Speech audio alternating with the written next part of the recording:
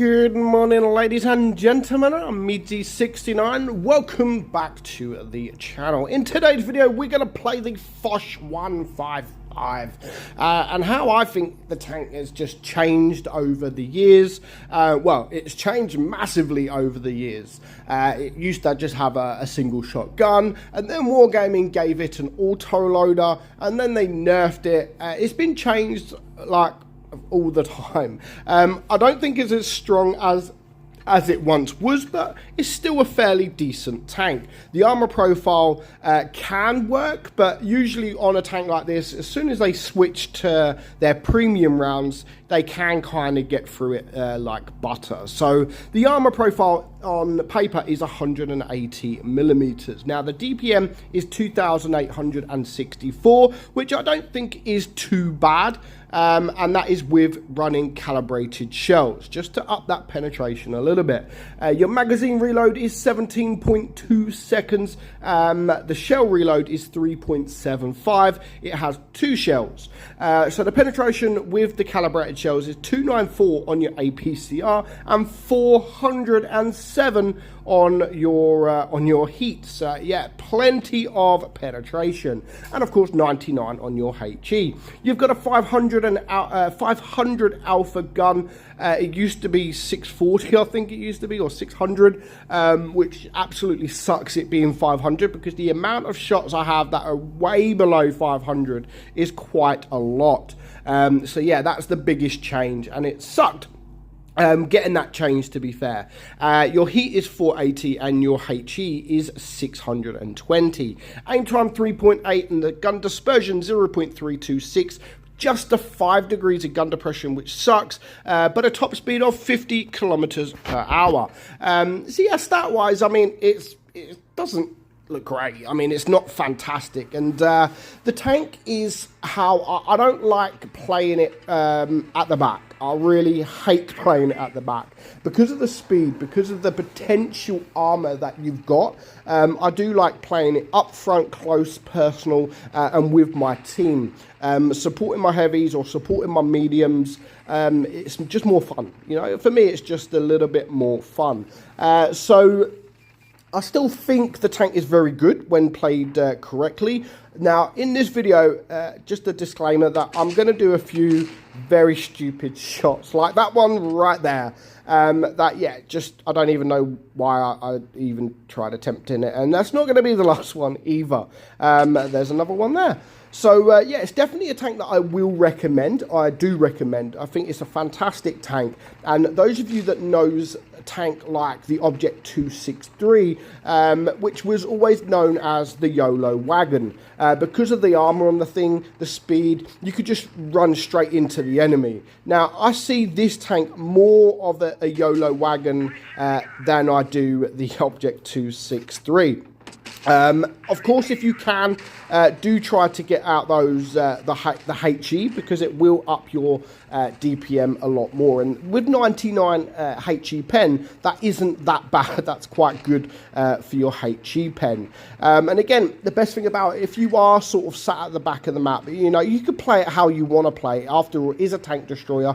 I like to be sort of up close. But yeah, if you do play it like a tank destroyer, at least you do have that speed. At least you've got that speed to get out of harm's way if you absolutely need to. And again, because it's an auto-loader, you really can pump that DPM up. You know, it's not as high DPM as other tank destroyers because it is an auto-loader. But for what it is, I think the DPM is okay. Obviously, it's not as good as it once was when you had more alpha per shot. And it really did suck when Wargaming nerfed it. But it was, in my opinion, I think it did need nerfing a little bit. I do think it was a little bit too strong. But what they done is they lowered the alpha, and they also lowered the reload. So you had about a 7-second reload in between each shell when it was the 600 plus alpha. So you had to wait a little bit longer, but overall that was better because you were doing more alpha. So yeah, just, you know, the armor, lately when I've been playing it, the armor profile hasn't worked as much as it should have. But yeah, I've just bounced a shot there from a medium, and most of your bounces will probably be from mediums. And when you come around a corner, see you later. nice little Amarak there.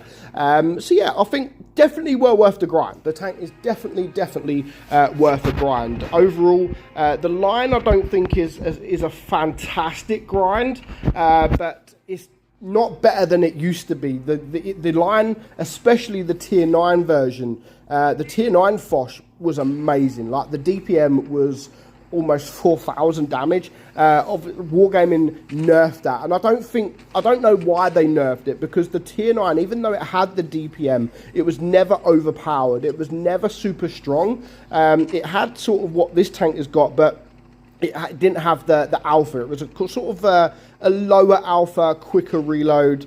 Yeah, and the armor profile was nowhere near as good. It still had decent armor profile, but nowhere near as good as this. And now drop down, and I'm like, oh bugger, there's a leopard and 2 Death Stars. I now just want to get the hell out of there. That leopard, in all fairness, should have possibly come behind me, because there's no one behind me. He could have come behind me, and I think if he would have done that, he would have it would have changed the outcome of this game completely, because he could have got around me.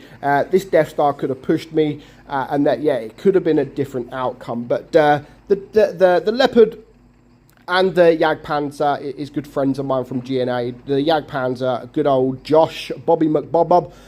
So it was a pleasure to beat these guys. So as you can see, I'm being a bit patient, and this is where I mess up, because there's a freaking wall. Just go forward, Meadsy. And then when I do go forward, I can just completely mess up a shot. Well, I almost messed up a shot. So we're going to take this guy out. We do high roll, luckily, and we do clear him for our first kill. So only 2,100 damage done at the moment, but you're going to see why against this leopard, why I do like the Foch, because it's no pushover. Even though it's a tank destroyer with no turret, even when a medium as quick as the leopard is coming at you, it's not easy. Again, I accidentally pressed the fire button there, but I am going to make up for the shot a little bit by doing a little bit of HE. Now, what this guy, one of my Josh's, the one in the Jagdpanzer, this is actually his dad. He was trying to get around me, but as you can see, I'm angled. I'm not letting him round. I'm staying as close to this concrete as I can, and at this point there's not much he can do at all, and we do manage to take the kill. So that's why I love the Foch. As long as you're not out there in the middle of the open, then yeah, it's not going to be easy to circle a Foch 155, but still a fantastic tank, but just nowhere near as it once was. So let me know your thoughts on the Foch 555. Well, the Foch, and yeah, is it a tank that you love, or is it a tank that you absolutely despise? Now it got nerfed, but that is the Foch. I still like it, but let me know in the comments below. For now, I hope you enjoyed today's video. I'm meadsy69, and I'll catch you all soon. Bye bye.